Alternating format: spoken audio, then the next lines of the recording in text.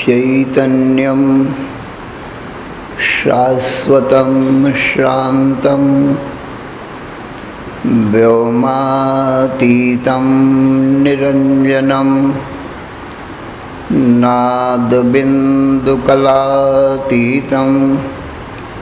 तस्मै श्रीगुरवे नमः। सर्वश्रुतिशिरोरत्नं विराजितपदाम्बुजं वेदान्ताम्बुजमार्तण्डं तस्मै श्रीगुरवे नमः।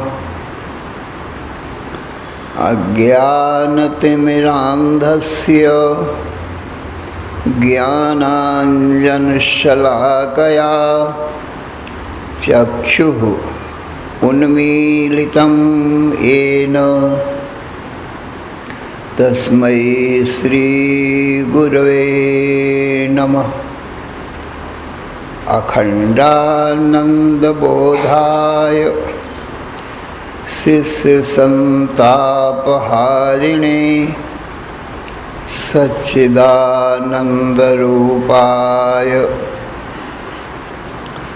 रामाय गुरवे नमः। अखण्डमण्डलाकारं व्याप्तं येन चराचरं तत्पदं दर्शितं येन तस्मै श्रीगुरवे नमः।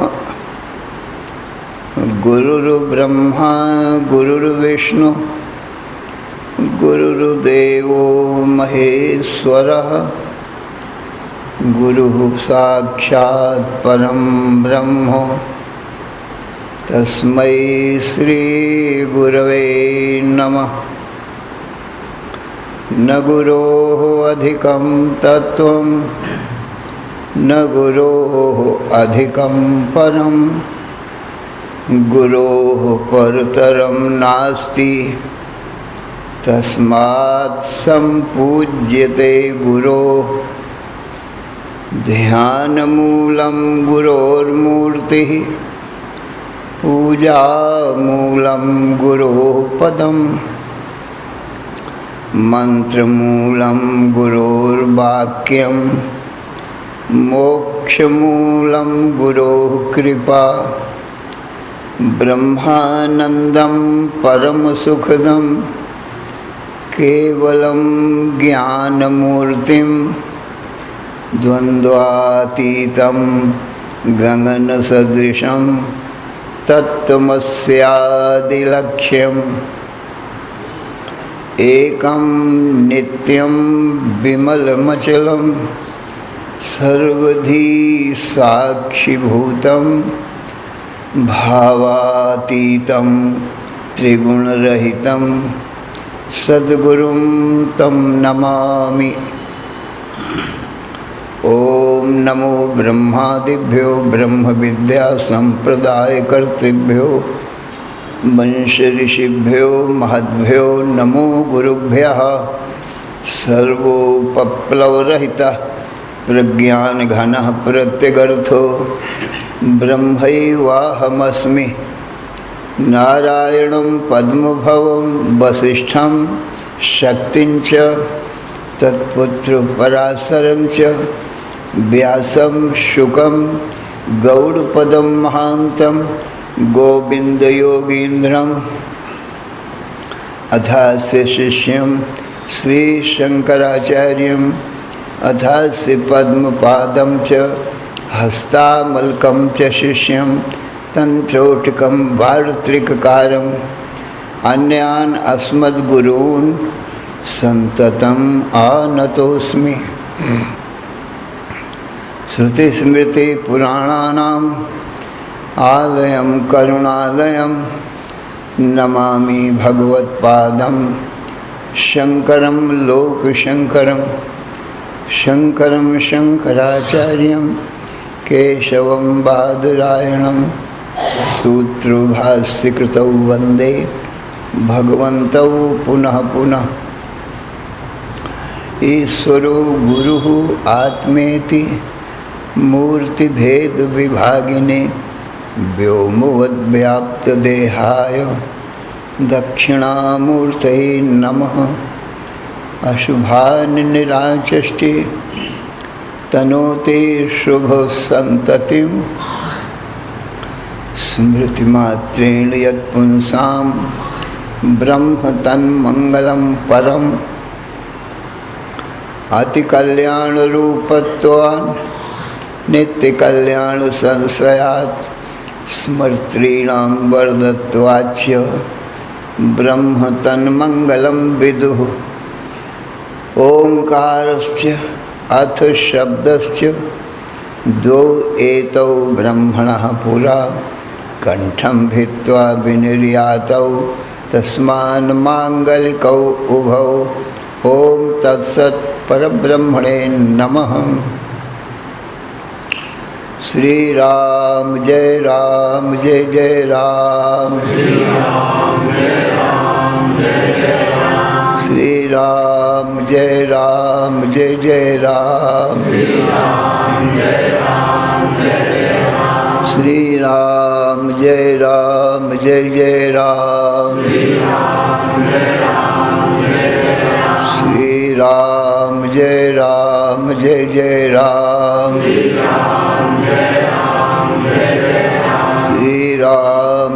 राम जय जय राम। धर्म की अधर्म का प्राणियों में विश्व का हर हर महादेव। शरण शरण अकारण करुण करुणा वरुणालय। कर्तुम अकर्तुम अन्यथा कर्तुम समर्थ नित्य शुद्ध बुद्ध मुक्त स्वरूप अनंत कोटि ब्रह्मांड नायक परात्पर पूर्णतम पुरुषोत्तम परब्रह्म सच्चिदानंद घन सर्वज्ञ सर्वशक्तिमान सर्वाधार सर्वाधिष्ठान भगवान के ज्ञान से जीव सर्व दुखों से और मृत्यु से भी मुक्त हो जाता है, अर्थात उसको कभी किसी प्रकार का कोई भी दुख नहीं आता है। नित्य सुख शांति को प्राप्त कर लेता है और मृत्यु नहीं आती, अमृतत्व को प्राप्त कर लेता है।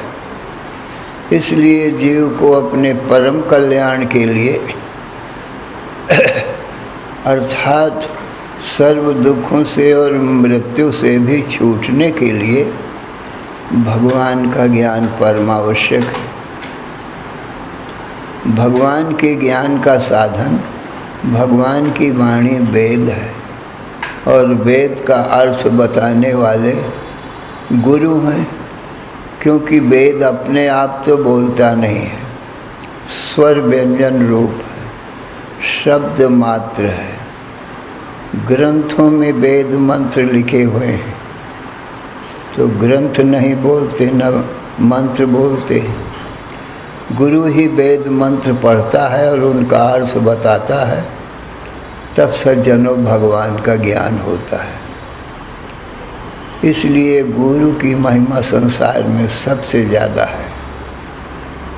इसीलिए कहा है गुरुर् ब्रह्मा गुरुर् विष्णु गुरुर्देव महेश्वर। गुरु ही ब्रह्मा विष्णु महेश है। ब्रह्मा बन के सात्विक विवेक वैराग सब खट संपत्ति मुमुक्षुता आदि ये साधन उत्पन्न करते हैं ब्रह्मा बन करके गुरु, और विष्णु बन करके इन सब साधनों की रक्षा करते हैं, और शंकर बन करके काम क्रोध लोभ मोह दंभ मद मत्सर इनका संहार करते हैं। तब फिर परम ब्रह्म का ज्ञान होता है सज्जन। इसलिए गुरु को ब्रह्मा विष्णु महेश बताया गया है।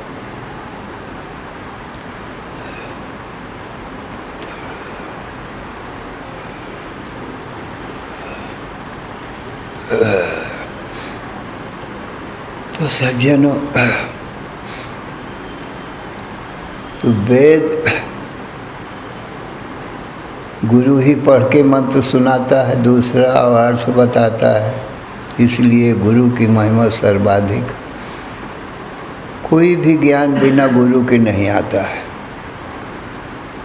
चाहे न्याय का ज्ञान हो, चाहे व्याकरण का, चाहे वेदांत का, चाहे साहित्य का, चाहे गणित का, पहली कक्षा से लेकर के जितना ज्ञान आगे आता है सब गुरु ही देते हैं। तो पहले गुरु तो सज्जनों माता ही होती है। वेद में लिखा है मातृदेवो भव, पितृदेवो भव, आचार्य देवो भव, अतिथि देवो भव। मातृदेव माता देवता है, पितृदेवो भव और पिता भी देवता है। आचार्य देवो भव, आचार्य देवता है। अतिथि देवो भव, जो अतिथि होता है, जिसकी तिथि निश्चित न हो, अकस्मात घर में आ गया है, वो अतिथि है, उसको देवता बताया गया है। उसको देवता के समान समझ के सज्जनों उसका आदर सत्कार और भोजन कराना चाहिए। अतिथिर्यस्य भग्नासो गृहात् प्रतिनिवर्तते स तस्मै दुष्कृतं दत्त्वा पुण्यमादाय गच्छति। अतिथि जिसके द्वार से निराश होकर के लौट जाता है, उसको वो सब दुष्कृत दे करके और उसका पुण्य लेकर चला जाता है। इसलिए अतिथि का सत्कार करना चाहिए।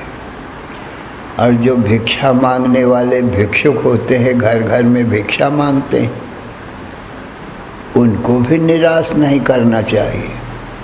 भिक्षा अवश्य देना चाहिए सज्जनों। क्यों कहते हैं? ये याचिका नैव याचन्ति उपदिशन्ति गृहे गृहे दीयताम दीयताम दानम आदातात ईदृशी दशा।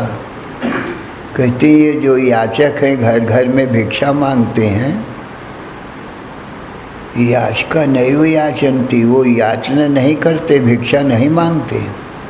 कहते हैं उपदिशन्ति गृहे गृहे, घर घर में जा कर के वो उपदेश देते हैं।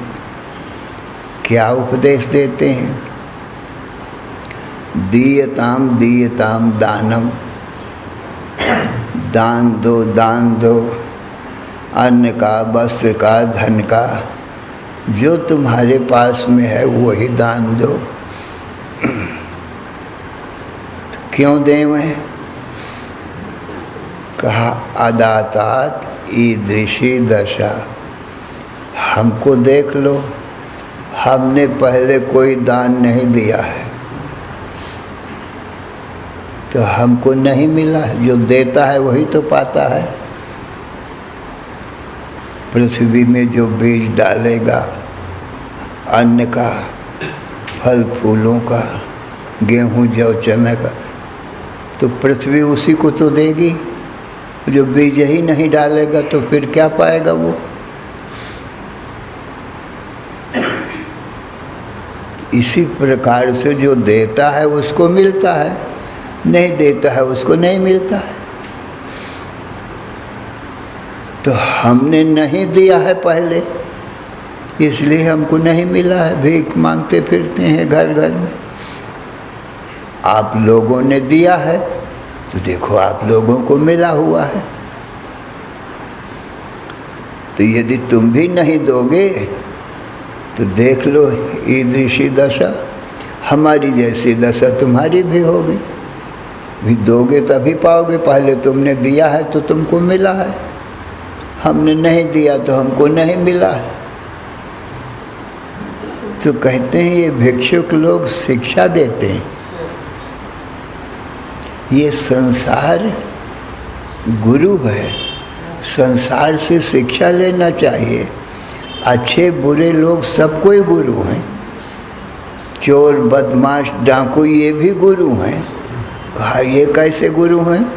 कहा ये शिक्षा देते हैं, हमने चोरी किया है, डाका डाला है, तो कहते हैं हमारी दशा तुम देख लो, हम जेल में पड़े सड़ रहे हैं।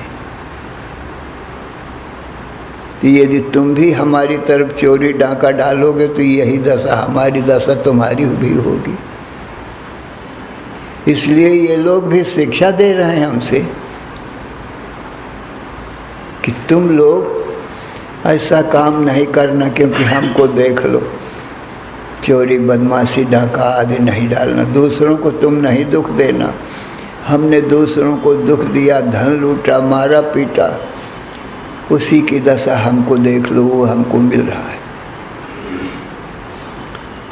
तो ये संसार शिक्षा दे रहा है सज्जन, तुम माता पिता की सेवा करना पुत्र का परम धर्म है। इसलिए मातृदेवो भव, पितृदेवो भव, आचार्य देवो भव, अतिथि देवो भव। माता पिता और गुरुजनों के आचार्यों की सेवा करो सज्जन। सभी तीर्थों का फल माता पिता की सेवा करने वाले को मिल जाता है सज्जन। इसलिए माता पिता की सेवा अवश्य करना चाहिए। माता को प्रथम गुरु बताया गया है सज्जन।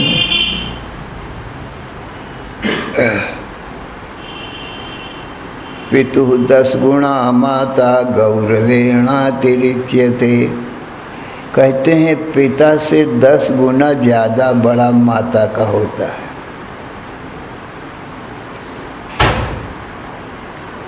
पिता तो निमित्त मात्र होता है सज्जन, पुत्र उत्पन्न करने में केवल बीज का दान देता है,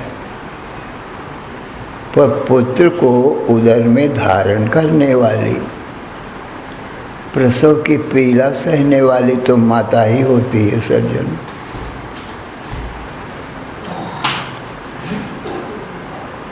और माता को पहला गुरु बताया गया है इसलिए कि माता अपने उस अबोध बालक को जो भी ज्ञान दे देगी, शुद्ध निर्मल हृदय, शुद्ध साफ कागज, कोरा कागज है उसका हृदय, जो माता पढ़ा देगी, शिक्षा दे देगी, उस हृदय में छप जाएगा सज्जन।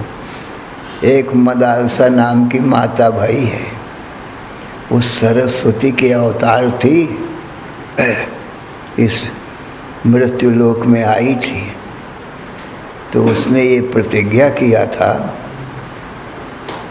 कि जो मेरे गर्भ में आएगा उसको मैं भवसागर से पार कर दूंगी, उसको जन्म मरण के चक्कर में नहीं पड़ना पड़ेगा, दूसरी माता उसको नहीं बनाना पड़ेगा।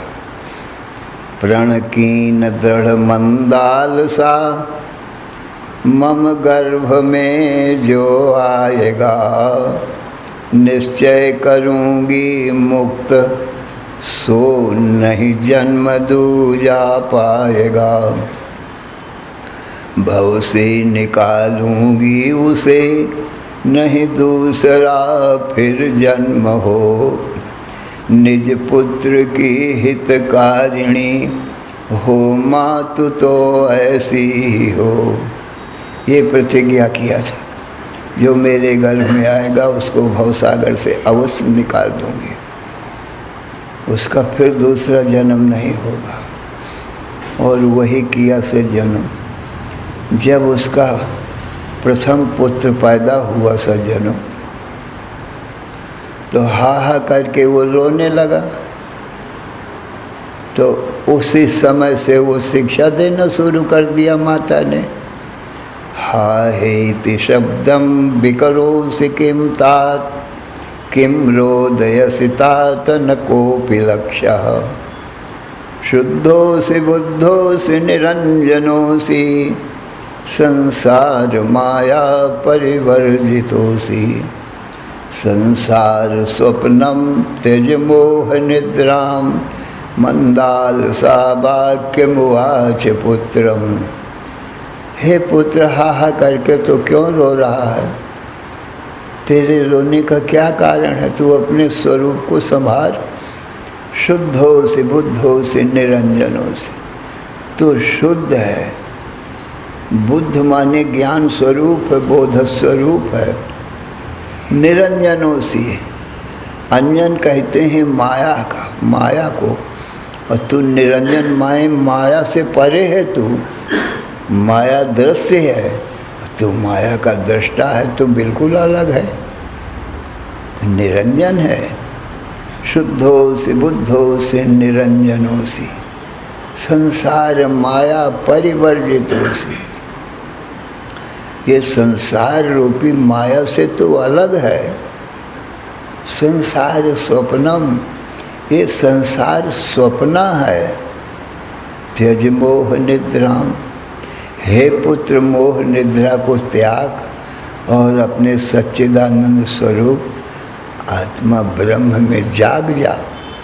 तो माता जगाती है पुत्र को और संसार को सपना बताती है और अपना स्वरूप बताती है। तू सच्चिदानंद घन ब्रह्म है, तू सदा रहता है। ये सपना तो रोज आते जाते रहते हैं, ये माया संसार आती जाती रहती है। संतो आवे जाए सो माया, जो आती जाती रहती है उसको माया कहते हैं। ये माया कभी जागृत, कभी स्वप्न, कभी सुसुप्ति, ये रूप बदल बदल के रोज आती जाती रहती है, स्थिर नहीं है। माया बड़ी चंचल है, तू अचल है। तू जागृत को देखता है, जागृत की माया स्वप्न में नहीं रहती।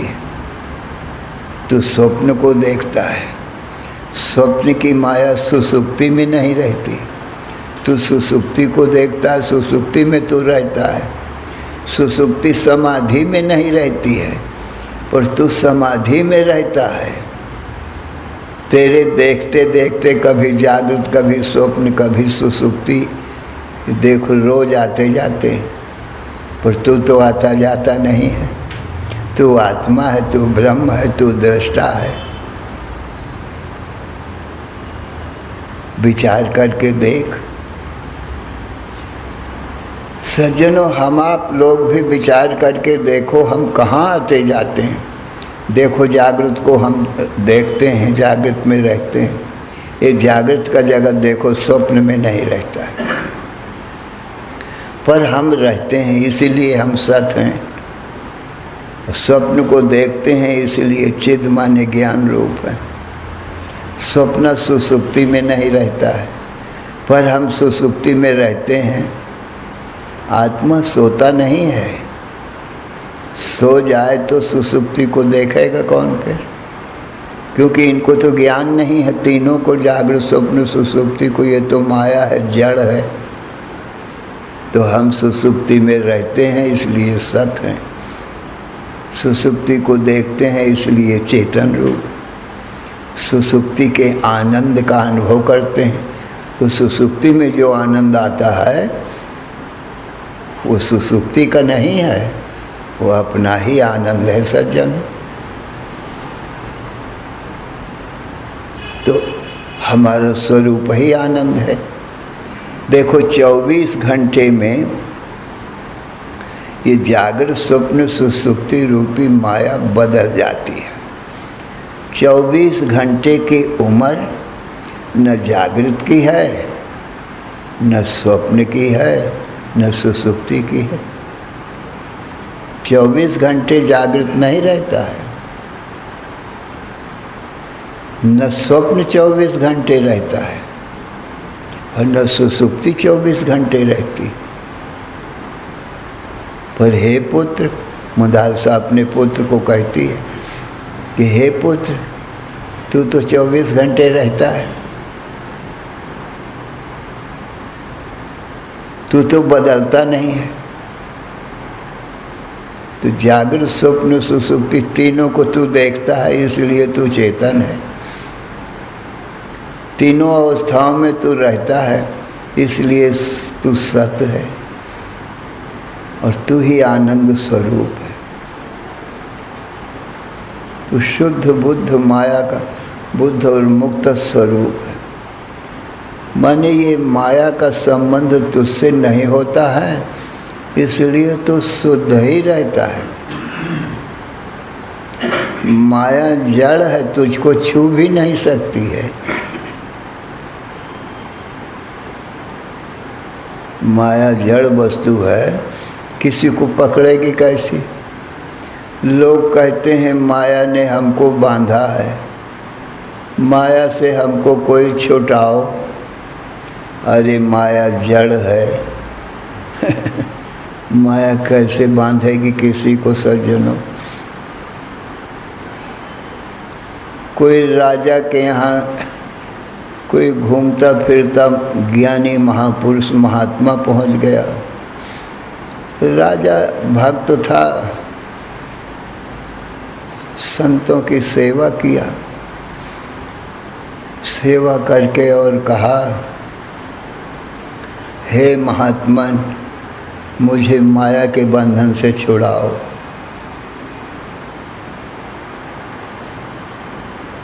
तो महात्मा ने कहा, अच्छा तुमको माया ने बांधा है? कहा, हाँ प्रभु, बहुत दुख देती है माया, मुझको बंधन में डाली। तो दरवाजे में एक आम का पेड़ था, तो महात्मा उस आम की डाली को ऐसे उछल करके उस डाली को पकड़ लिया और ऐसे गोफा बांध के उसमें लटक गए। उछल करके पकड़ के लटक गए और राजा से बोले, राजन, ये आम की डाली मुझको बहुत दुख दे रही, मेरे हाथ कटने लगे हैं, तुम छुड़ाओ इस डाली से। तो राजा कहते हैं, ये आम की डाली तो जड़ है, इसने तुमको कहाँ पकड़ा है? तुम ही ने पकड़ा है, तुम छोड़ दो, बस सुखी हो जाओ। महात्मा ने डाली छोड़ दिया, सुखी हो गए। महात्मा ने कहा, राजन, मैंने तुम्हारे प्रश्न का उत्तर दिया है।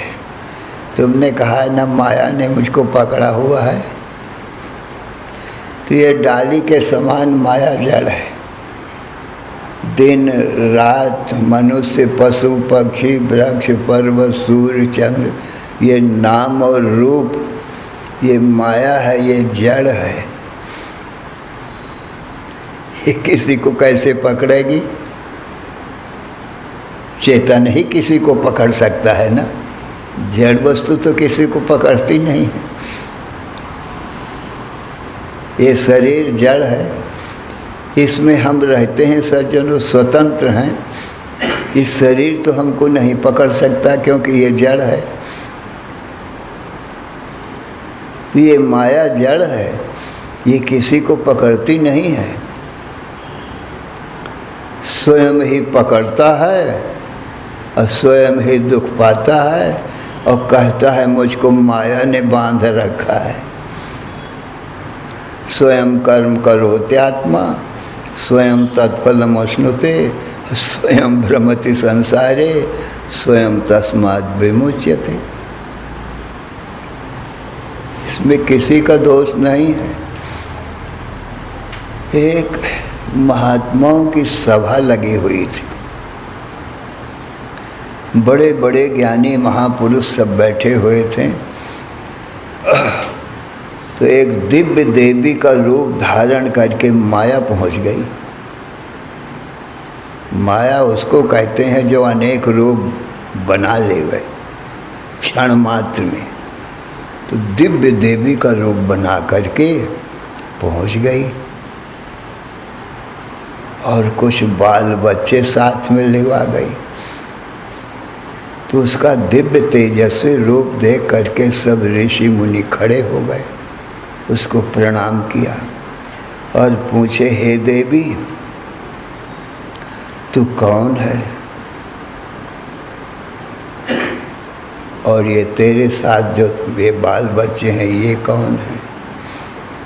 तो वो माया थी ना, उसने कहा मेरा नाम माया है, सत्य गुण रजोगुण तमोगुण वाली हूँ और ये जो मेरे साथ बाल बच्चे हैं ये काम है, ये क्रोध है, ये लोभ है, ये मोह है, ये मद है, ये मत्सर है, ये मेरे बाल बच्चे हैं।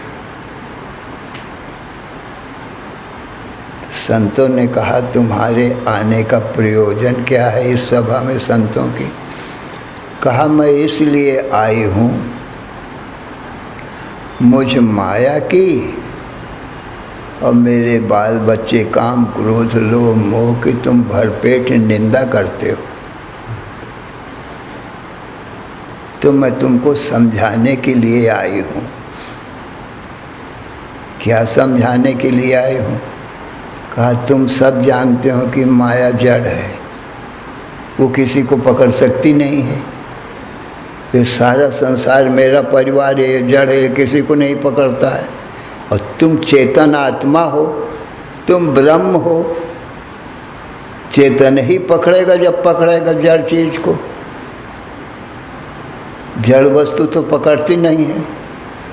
और ये आकाश वायु अग्नि जल पृथ्वी ये भी मेरा ही परिवार है, ये भी जड़ है। अग्नि किसी को पकड़ती नहीं। अब कोई अग्नि को पकड़े और जले और दोष देवे अग्नि को कि अग्नि बहुत खराब है, मुझको जला दिया है, इसमें अग्नि का दोष है। अरे तुम अग्नि को पकड़ते हो और जलते हो, तुम चेतन हो, अरे छोड़ दो, सुखी हो जा भाई। इसमें अग्नि का क्या दोष है जब वो पकड़ती नहीं? ऐसे ही मैं माया और मेरा परिवार काम क्रोध लोभ मोह दंभ मद मत्सर ये आश्री संपत्ति है, और दया क्षमा शांति भक्ति आदि ये दैवी संपत्ति, ये सब मेरा परिवार है। अग्नि जल पृथ्वी ये सब मेरा परिवार है, ये किसी को नहीं पकड़ते। तुम ही पकड़ते हो, तुम ही दुख पाते हो और दोष मुझ माया को और काम क्रोध को देते हो। अरे काम क्रोध लोभ मोह जड़ पदार्थ से भला ये किसको पकड़ेंगे? तुमने पकड़ा है, तुम दुख पाते हो, छोड़ दो, सुखी हो जाओ, तू स्वतंत्र हो, तुमको कोई बंधन तो है नहीं, तुम ही किसी को पकड़ते हो, किसी को छोड़ते हो। तो सज्जनों, ये सब माया का परिवार, ये सारा संसार माया का परिवार है सज्जनों। ये जड़ है, जागृत स्वप्न सुसुप्ति त्रय में तत् माया मात्र। ये जागृत का जगत, स्वप्न का जगत और सुसुप्ति, ये तीनों माया है सज्जनों। और ये तीनों के दृष्टा हम चेतन आत्मा है सज्जनों। ये माया किसी को नहीं पकड़ती है।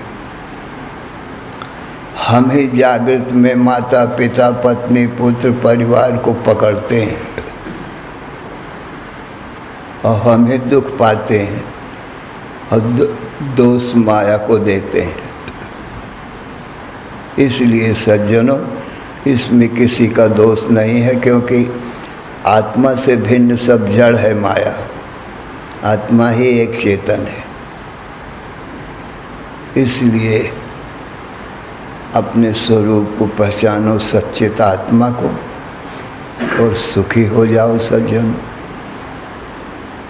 आ ब्रह्म तृण पर्यंतम माया कल्पितम जगत। ब्रह्मा से लेकर तृण पर्यंत माया से कल्पित जगत है। सत्यमेकम परम ब्रह्मो विदितोऽयं सुखी भव। सत्य एक परब्रह्म परमात्मा है, तत्वमसि वही तुम्हारा स्वरूप है। ऐसा जान करके तुम सुखी हो जाओ। दूसरे किसी को दोष क्यों देते हो? स्वयं माया को पकड़ते हो, स्वयं दुख पाते हो। इसमें किसी का दोष क्या है सज्जन? तुम ही पकड़ते हो, दुख पाते हो। तुम ही छोड़ दो। किसने तुमको बांधा है बताओ? अरे जागृत का जगह, स्वप्न का जगह, सुसुप्ति का जगह, ये तो तुम्हारा दृश्य है ना। ये तो तुमको छू नहीं सकता है ना। दृष्टा को दृश्य नहीं छूता है, बांधेगा कैसे? तो दृश्य माया है, दृष्टा ब्रह्म है। तो तुम अपने को दृष्टा जानो। दृक् दृश्य द्वय रूपे स्तः परस्पर विलक्षणौ दृग् ब्रह्म दृश्यमायेति सर्व वेदांत निर्णयः। दृष्टा और दृश्य दो ही पदार्थ है, परस्पर विलक्षण। परस्पर विलक्षण जो ब्रह्म है वो सच्चित आनंद रूप, और जो दृश्य है वो असत जड़ दुख रूप है। दृग् ब्रह्म, दृग् दृष्टा ब्रह्म है और दृश्य माया है। तीसरा कोई पदार्थ है नहीं सज्जन। तो हम आप तो दृष्टा है ना। हमारा आपका सबका अनुभव है कि हम देखते हैं। बताने की जरूरत नहीं कि तुम देखने वाले हो। छोटा बालक भी देखता है कि कोई बताता है उसको कि तू देखने वाला है। शरीर का जन्म हुआ है, दृष्टा का नहीं। शरीर जन्मा, आंखें खुली और वो चेतन आत्मा देखने लगा अपने आप। किसने बताया कि बेटा तू देखता है? ये ब्रह्म सब में समाया हुआ है और देख रहा है। वो एक ही है दृष्टा सब शरीरों में। वो आत्मा है, वो ब्रह्म है, वही हमारा आपका स्वरूप है सज्जन। और दृश्य माया है। माया जड़ है, असत है, दुख रूप है। ये किसी को पकड़ नहीं सकती। तो अपने को दृष्टा साक्षी आत्मा जानो सज्जन। माया ने भी आकर यही उपदेश दिया कि मैं जड़ हूँ, तुमको पकड़ नहीं सकती। तुम ही मुझको पकड़ते हो, दुख पाते हो और दोष मुझको लगाते हो। श्री राम जय राम, जय जय राम। श्री राम जय राम, जय जय राम। श्री राम जय राम, जय जय राम। श्री राम जय राम, जय जय राम। धर्म की अधर्म का प्राणियों में विश्व का हर हर महादेव। बोलो सच्चिदानंद भगवान की जय।